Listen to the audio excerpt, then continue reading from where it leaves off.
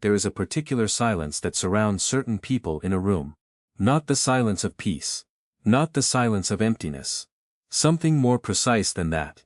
A silence that radiates, that other people unconsciously organize themselves around, that carries within it the compressed weight of decades of unspoken things. You have felt it. You have perhaps sat across from someone who generated it without effort or intention, someone whose charm was so seamless it made your skin feel slightly wrong, whose attention felt like sunlight and like surveillance simultaneously, whose warmth arrived with a chill underneath it that you could not locate, could not name, could not bring yourself to voice. Because the words you would have needed did not yet exist for what you were sensing. And you have wondered, perhaps long after the encounter, after the relationship, after whatever it was that passed between you, what made that person into what they became? What event, what wound, what original theft of safety, or warmth, or dignity, produced the architecture you were standing inside? Because something in you, the same thing in you that registered the wrongness, the chill beneath the warmth, already knew the answer before you had the language for it. Already knew that what faced you from behind those eyes was not strength. Was never strength. Was something older and more fragile than strength, armored past all recognition, locked behind walls that had been built in childhood by someone who had no other choice. Carl Jung spent decades with human beings who had become, by the time they arrived in his consulting room, genuinely dangerous. Not dangerous in the operatic sense, not violent, not criminal, not the subjects of newspaper stories. Dangerous in the precise, intimate sense. People who left wreckage in the lives of those who loved them, who repeated patterns of harm with a consistency that defied ordinary explanation. Who seemed at certain terrible moments, to be running a program of destruction that operated entirely outside their own awareness. And Jung's great contribution, the one that still unsettles, the one that the culture has still not fully absorbed, was his insistence that what drove the destruction was not evil, was not emptiness, was not the absence of a soul, was, in fact, the opposite, was the presence of something that had been so profoundly injured, so thoroughly abandoned to its own survival, so completely denied the ordinary conditions of safety and warmth and recognition that every human being requires, that it had been forced, in the earliest years of a life, to become something it was never meant to be. The most psychologically dangerous people you will ever encounter were once among the most sensitive children who ever lived. This is not a comfort. It was not meant to be one. But it is the truth. And Jung believed, with a rigor and a compassion that have never been equaled, that the truth is the only territory in which genuine healing can begin. If this is the kind of content that makes you feel, for the first time, that someone is speaking with real precision about the things you have lived through, consider subscribing now and leaving a like. This channel exists for the person who has been through something real and needs more than comfort. It needs understanding. Begin with the child, because Jung always began with the child. Not as a sentimental maneuver, not as an appeal to innocence, but because the blueprint for the adult's psychological architecture is laid down in the earliest years of life, with a thoroughness and a permanence that the daylight adult mind is almost entirely unable to perceive. What happened to you when you were 3 years old is not behind you. It is not a closed file, it is the foundation of the house you are still living in.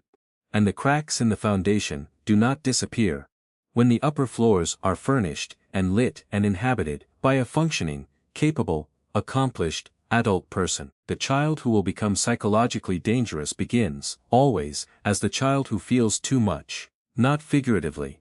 Literally, the nervous system of a highly sensitive child processes stimuli with an intensity that the children around them do not share.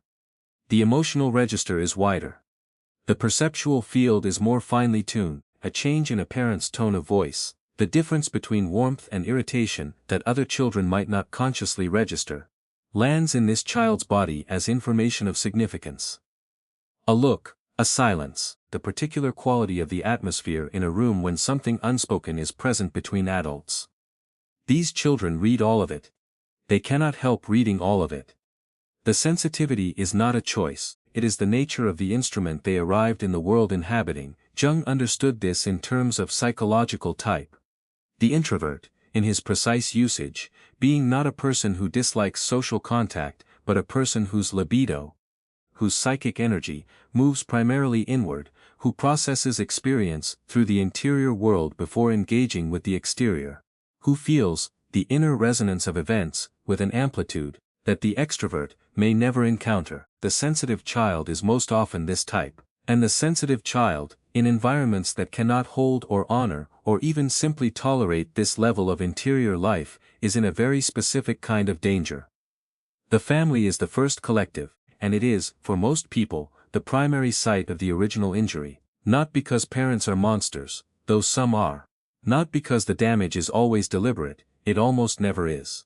But because the family is a system, and systems have homeostatic pressures, equilibria they seek to maintain, and the child who is too sensitive, too perceptive, too present, too emotionally available and demanding, this child disrupts the equilibrium in ways that the system will, almost automatically, move to correct. Correction can take many forms.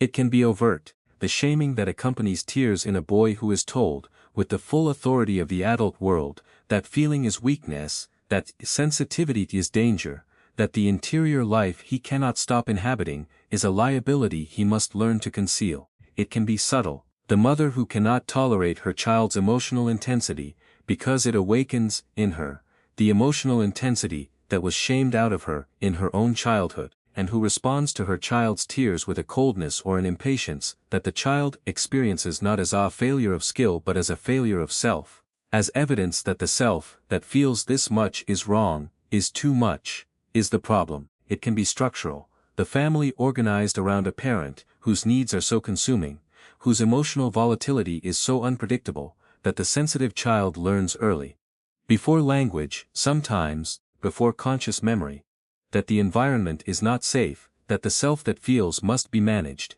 that survival depends on reading the room perfectly and adjusting accordingly. Jung called the process by which the child buries the unwanted, the unsafe, the shamed aspects of itself the formation of the shadow. The shadow is not, in Jung's framework, simply the bad parts of the personality. It is the rejected parts. The parts that were, at the time of their banishment, impossible to integrate because the price of keeping them visible was too high. The boy who cried and was told he was weak does not simply stop feeling. The feeling goes somewhere. It goes into the shadow, into the unconscious, where it continues to live with full force, cut off from conscious awareness, and therefore from the possibility of development, integration or transformation. The feeling does not die. It does not refine itself in the dark. It accumulates, it intensifies, and it waits. Here is what happens to sensitivity that is shamed, abandoned, or punished in childhood. Here is the precise mechanism by which the most feeling child becomes the least safe adult. When the sensitive child discovers, through the accumulated evidence of their earliest relationships, that the emotional life they cannot turn off is unsafe, they do not simply cease to be sensitive. They construct, with extraordinary ingenuity, an alternative self that can survive in the environment that rejected the original. Jung called the constructed social self the persona. The mask, in the original Greek theatrical sense, the face presented to the world. Every person develops a persona. It is a necessary psychological structure. But for the child whose sensitivity was punished, the persona is not built gradually, through ordinary social development, as a flexible and comfortable interface between the self and the world. It is built in crisis, under the pressure of survival, from the available materials of the specific environment that demanded it. And it is built early, before the ego has the strength or the self-knowledge to build it well. The child in a volatile, unpredictable or shaming environment, who builds a persona under those conditions, builds one that is, in effect, a fortress. Not a face, a fortification. And into the fortress goes everything the environment rejected, the tenderness, the need, the grief, the longing for safety, the rage at the absence of safety, the terror of the vulnerability that produced the punishment, the hunger for connection that the punishment made unbearable to acknowledge. All of it goes into the shadow. All of it lives in the dark, growing in the dark, gathering force in the dark. While the fortress above it presents to the world whatever face the environment has signaled, will be accepted, rewarded, safe, some children build the fortress from compliance. The child who becomes perfectly good, perfectly quiet, perfectly attuned to others' needs, perfectly selfless, who makes themselves so useful, so agreeable, so skillfully responsive to every emotional demand in the environment, that they seem to have no needs of their own. The adult version of this child is the one who can walk into any room and read the emotional atmosphere in seconds. Who knows what is needed before it is asked, who is extraordinarily gifted at making others feel seen and understood, and who has never, not once in their adult life, experienced being genuinely seen and understood themselves, because the self that can be seen and understood was buried in the fortress when they were 4 years old. What is visible is the persona. And the persona, however beautiful, however functional, however genuinely impressive, is not a person, it is a survival strategy wearing a person's face. Some children build the fortress from grandiosity, the child who discovers that the vulnerable self will not be accepted, but the exceptional self might be. That need is punished but achievement is rewarded, that ordinariness is dangerous, but specialness provides a kind of protection. The adult version of this child is the one whose need for recognition never reaches a point of satisfaction, whose sense of self requires perpetual, external, confirmation to remain coherent, who can produce extraordinary things and yet remain entirely unable to rest in the ordinary sufficiency of simply existing, because what is driving the achievement is not ambition in the ordinary sense. It is terror, the terror of the sensitive child, who learned that they were acceptable only when they were remarkable, and who has been running from ordinariness. From the ordinary vulnerability of an ordinary self. Ever since, some children build the fortress from control. The child who, in an environment of chaos or unpredictability, discovers that the only safety available is the safety they can engineer themselves. The adult version of this child is the one whose need to control their environment, their relationships, their narrative, their image, becomes, over time, the thing that makes genuine intimacy impossible, that drives away the connection they desperately need, that produces the very isolation they were trying to prevent. Because the control that keeps them safe also keeps everyone else at a distance that cannot be safely breached. The fortress, again, different design, same function, same prison. Now comes the shadow, the part that the culture has not understood, and that Jung spent his professional life trying to illuminate. The shadow does not remain passive. The contents of the unconscious, the rejected feeling, the buried need, the accumulated grief and rage and longing, do not simply sit in the dark and await some future integration. They exert pressure. Constant, invisible pressure, pushing against the underside of the fortress wall, seeking expression through whatever gap in the persona will allow them passage. And when the gap opens, under stress, under the loosening of alcohol or exhaustion or intimacy, or the particular vulnerability of being genuinely loved, what comes through is not the tenderness that was buried, what comes through is the version of the tenderness that survived 3 or 4 or 5 decades in the dark, without light or air or development. The need for love that was never allowed to develop into a mature capacity for love comes through as demand, as manipulation, as the capacity to make another person feel entirely responsible for a void that no other person could ever fill, because the void was not created by the absence of love in adulthood. It was created by the absence of safety in early childhood, and no adult relationship can retroactively provide what the developing psyche required and did not receive at the age of 3. The rage that was never allowed to be expressed as ordinary human anger comes through as something colder and more calculated. As the quiet, systematic dismantling of another person's sense of reality, as the punishment that is delivered without acknowledgement, as the cruelty that arrives wearing the face of reason. The hunger for recognition that was never met in childhood comes through as the inability to genuinely recognize another. As the zero-sum perception of other people's worth. As the compulsive need to diminish what cannot be controlled, as the territorial rage that greets another person's success with a hostility that makes no rational sense and can only be understood. As the shadow speaking, this is what Jung meant when he wrote that the shadow, left unintegrated, speaks in the projection.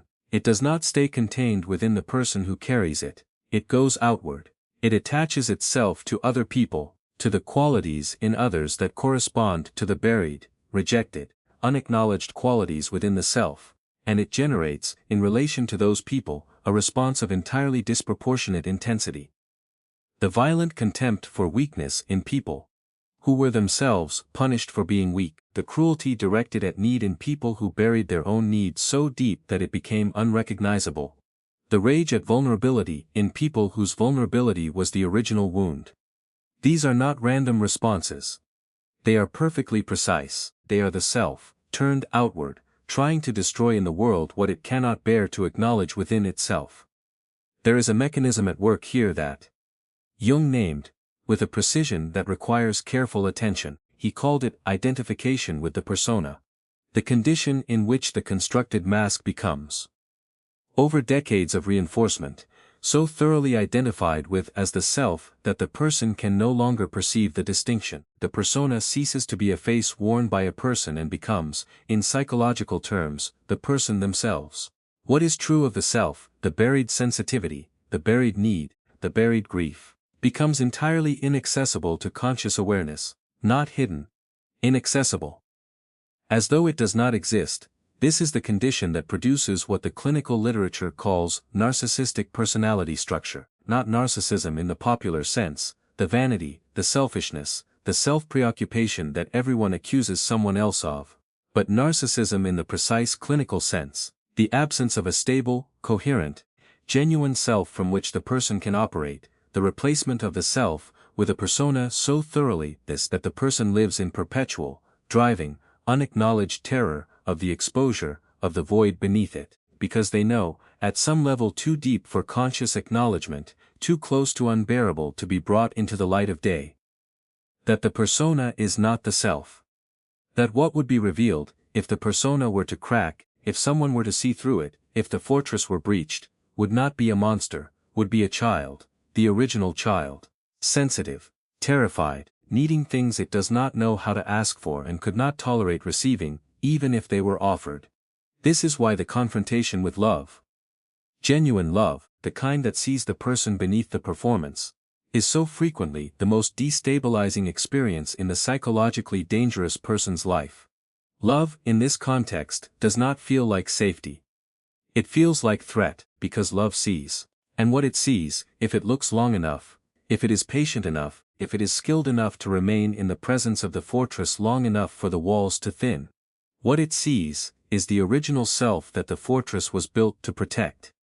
And that original self has been in solitary confinement for decades, and what emerges from solitary confinement, after decades, is not recovered, not healed, not grateful. It is feral with need, wild with the accumulated hunger of all the years of deprivation, incapable of the modulation and patience and developmental subtlety that ordinary emotional life requires. It floods, it overwhelms. And the person, flooded by what they had no idea they were carrying, does the only thing the fortress was ever designed to do: it shuts down.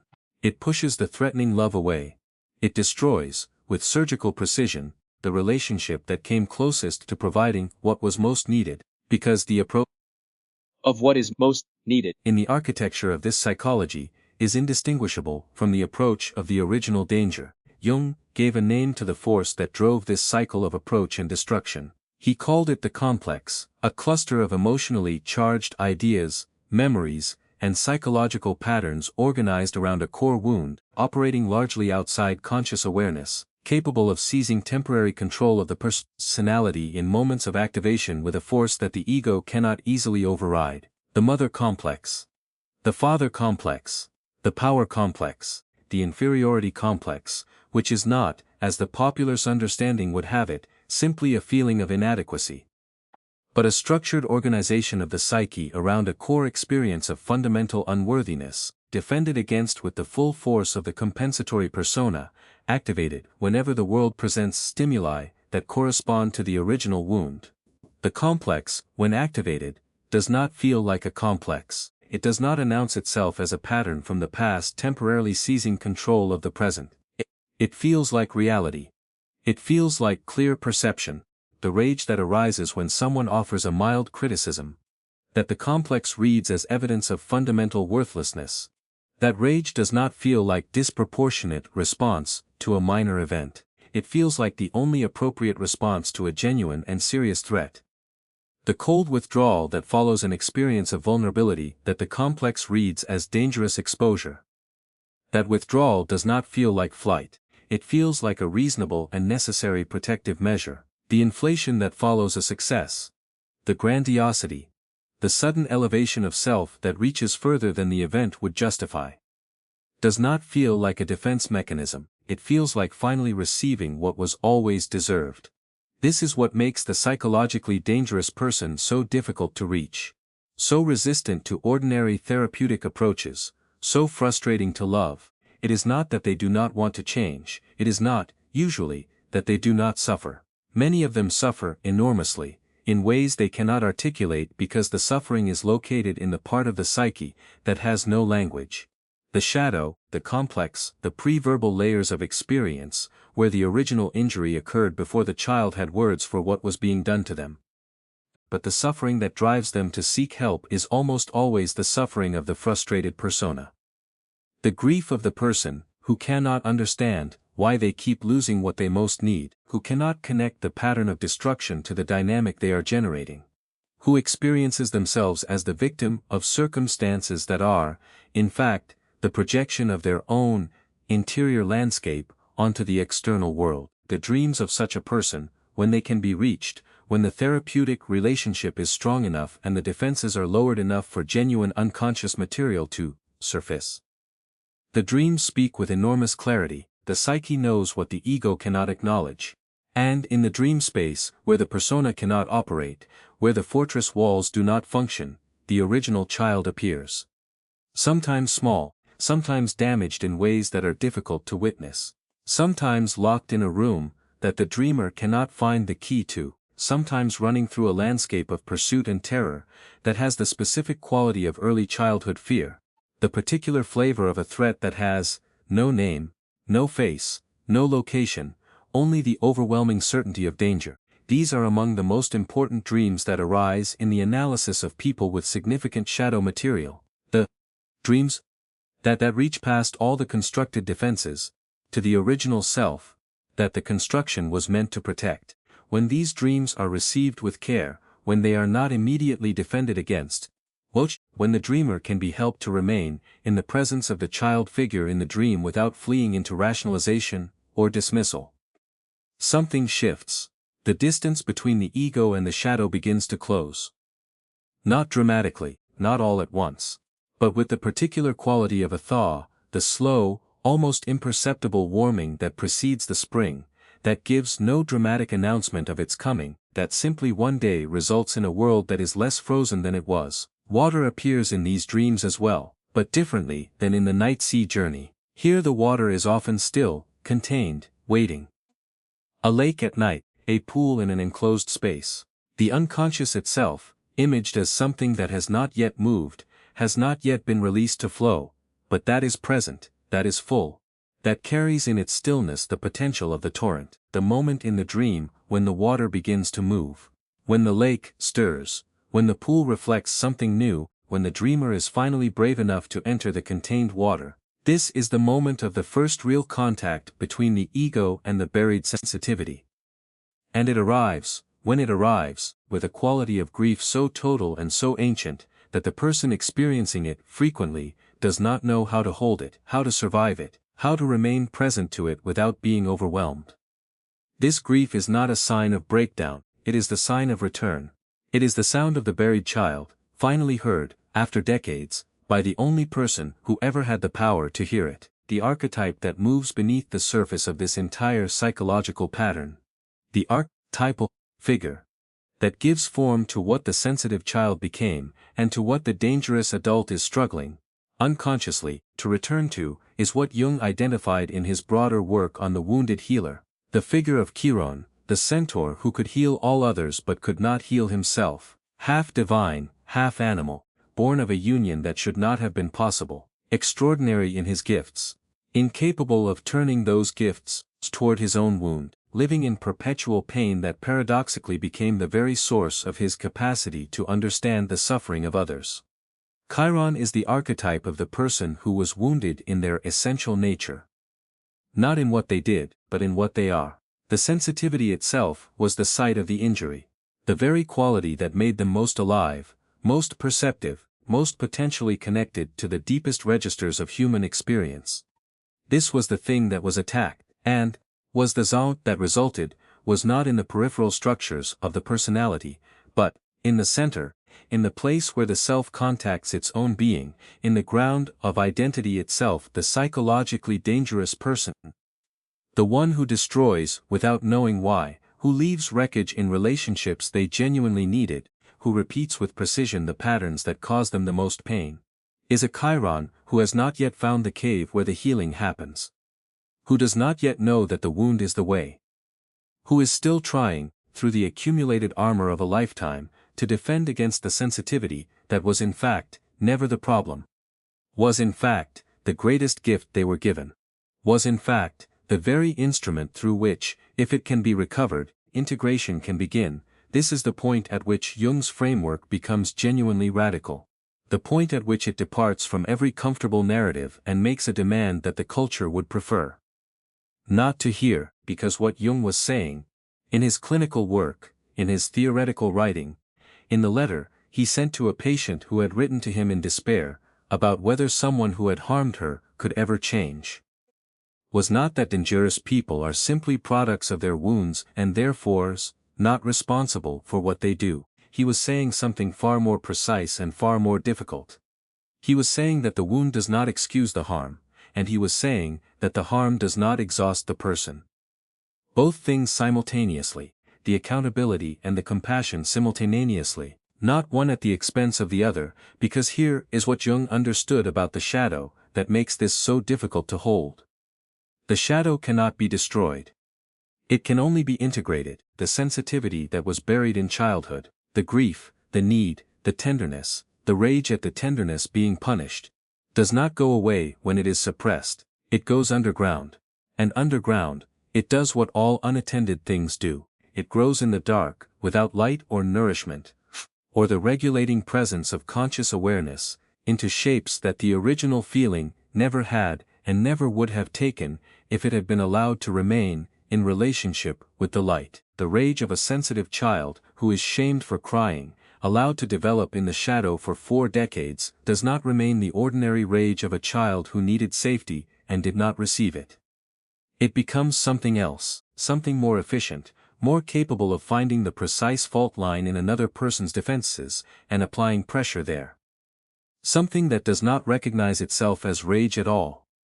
That has been rationalized, intellectualized, aestheticized, systematized, until it operates with a calm and a clarity that makes it genuinely terrifying to the people it is directed at. The only path through is the path Jung pointed toward and refused to simplify, the descent into the shadow, the willingness to encounter, in the context of a relationship, therapeutic, spiritual, sometimes simply the relationship with the most honest friend one can find. The original self that was buried, the original wound, the original child. Not to wallow in it, not to excuse with it, but to know it. To remain in its presence long enough for the knowledge to become real knowledge rather than intellectual understanding, to feel the grief of what was lost, the decades of the sensitive self living under the fortress floor, and to allow that grief to do what genuine grief does, which is to release. To make space, to clear the ground for something that could not grow while the grief remained unacknowledged. Here is what the integration of the shadow does to the psychologically dangerous person. Not immediately. Not easily, not without the kind of sustained work that the culture's appetite for quick transformation has made almost impossible to sustain.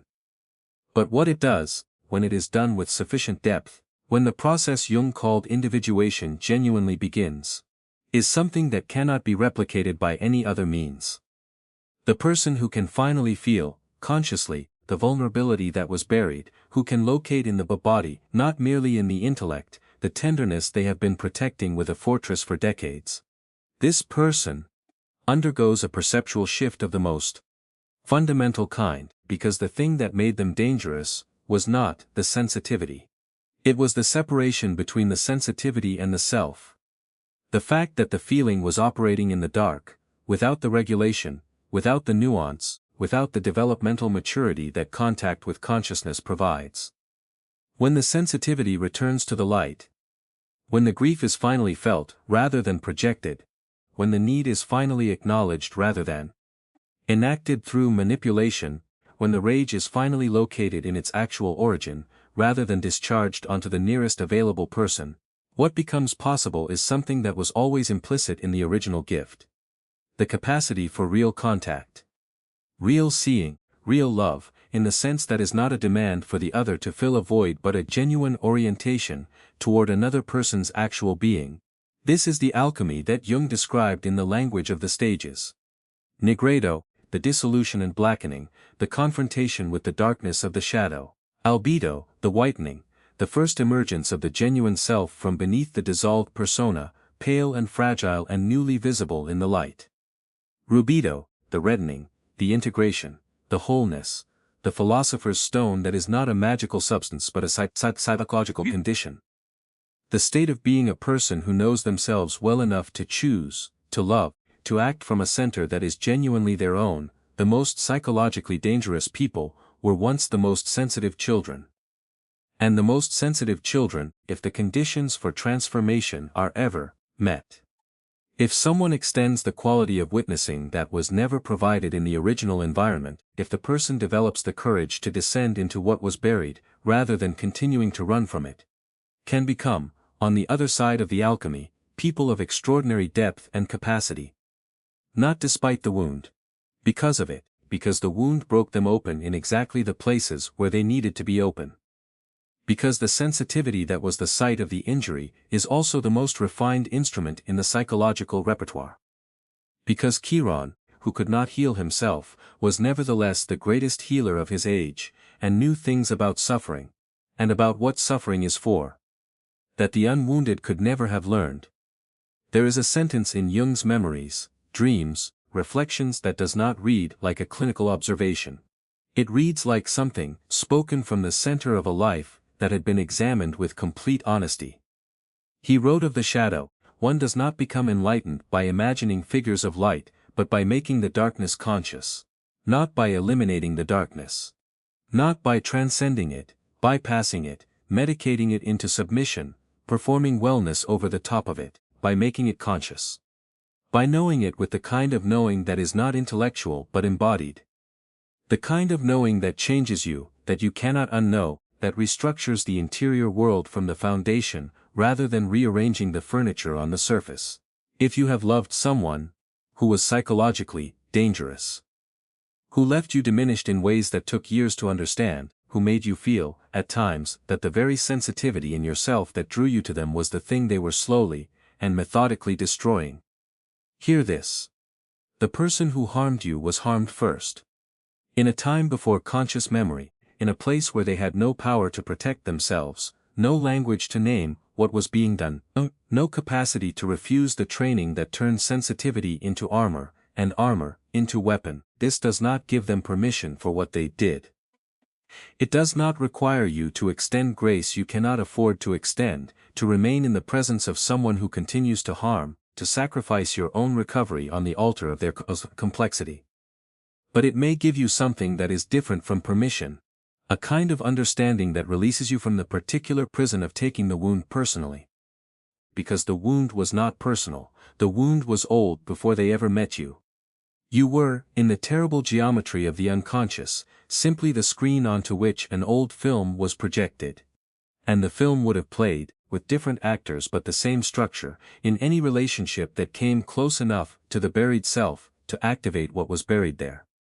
And if you are reading this from inside, if you are the person who has begun to recognize, in this account of the sensitive child who became dangerous, some contour of your own life, some accuracy in the description of the fortress, some recognition in the account of the buried grief, then hear this also: the recognition itself is not nothing, it is in fact, everything.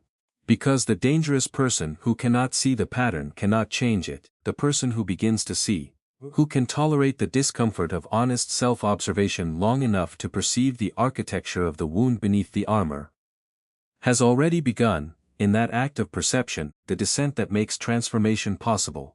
Not easy, not quick, not comfortable, but possible.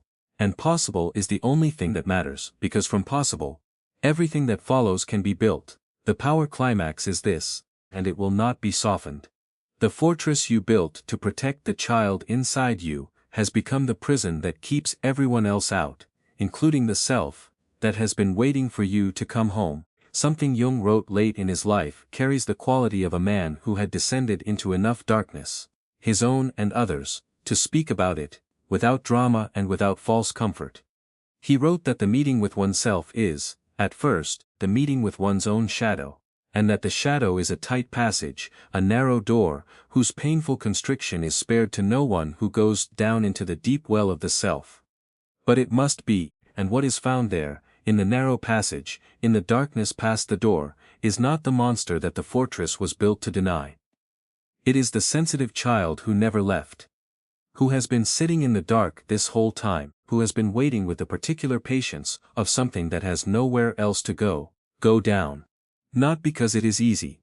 Not because what you find there will be comfortable or flattering, or immediately redemptive, but because the life built above the buried child is not, finally, a life. It is a performance of a life. Technically accomplished, sometimes genuinely impressive, occasionally beautiful. But running on a fuel source that cannot be renewed, toward a destination that keeps moving, in a vehicle that was built for speed but not for the journey that the self actually needs to make. The most psychologically dangerous people were once the most sensitive children.